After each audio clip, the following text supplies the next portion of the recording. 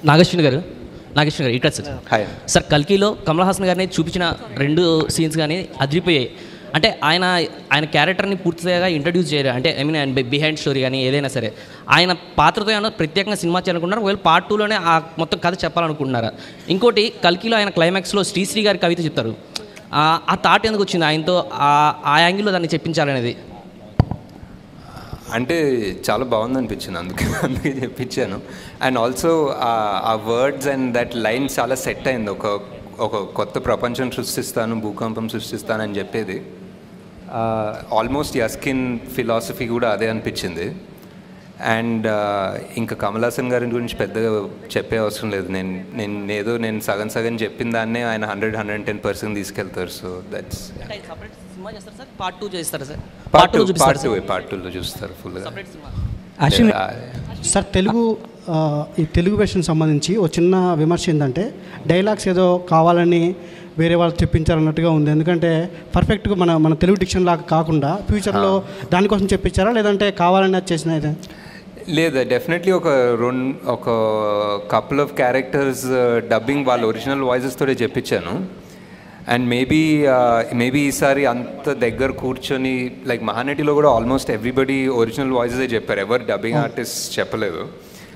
ఈ సినిమాలో కూడా అదే ట్రై చేద్దాం అనుకున్నా, బట్ మేబీ లాస్ట్ మినిట్ తొందర వల్ల ఆ ఫినిషింగ్ రాలేదు, కొంచెం మరీ పట్టి చెప్పినట్టుండే. డెఫినెట్లీ అది మాకు కూడా అనిపించింది. బట్ జస్ట్ వాంటెడ్ ఎవరైనా యాక్టర్ యాక్ట్ చేస్తున్నప్పుడు వాళ్ళ డబ్బింగ్ చెప్తే ఆ పర్ఫార్మెన్స్ 100% ఉంటుందని నా బిలీఫ్.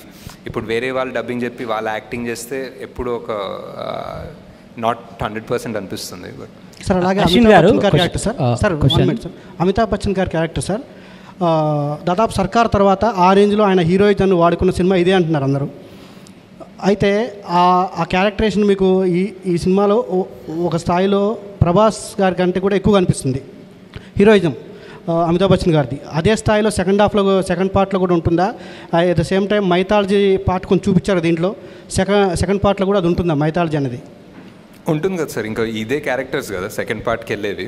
సో డెఫినెట్లీ కనెక్షన్ ఉంటుంది. అమితాబ్ బచ్చన్ గారి క్యారెక్టర్ ఎంతవరకు సెకండ్ పార్ట్లో ఉంటుంది? ఉంటారు సార్, సేమ్ ఇక్కడ అలా పైన చూస్తున్నారు, నెక్స్ట్ కట్ చేస్తే మళ్ళీ అక్కడ నుంచి కంటిన్యూ అవుతారు.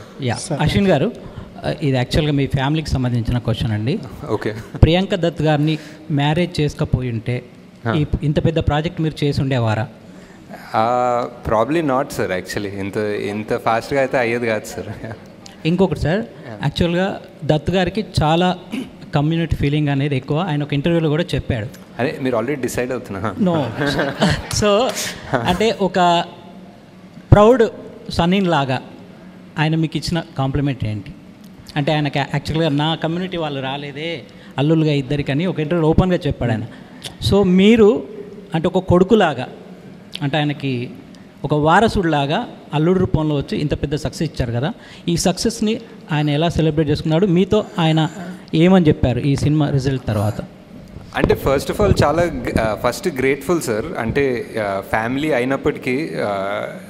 అయినప్పటికీ డైరెక్టరే. అండ్ ఆయన 50 years హిస్టరీలోనే కాదు, మేబీ తెలుగు సినిమాలో కూడా one of the most expensive films.